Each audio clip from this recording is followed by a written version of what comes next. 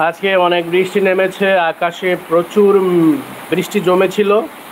সেই বৃষ্টিগুলো এখন মেঘ হয়ে আমাদের মাঝে ফিরে এসেছে।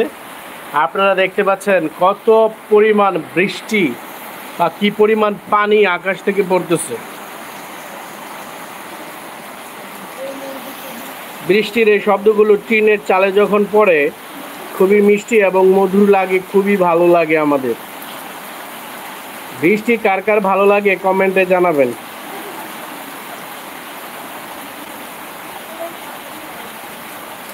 যারা এই লাইভ দেখছেন তাদেরকে ধন্যবাদ। দেখুন পাতার মধ্যে বৃষ্টি কিভাবে পড়ছে। এটা হচ্ছে একটি আতা ফলের গাছ।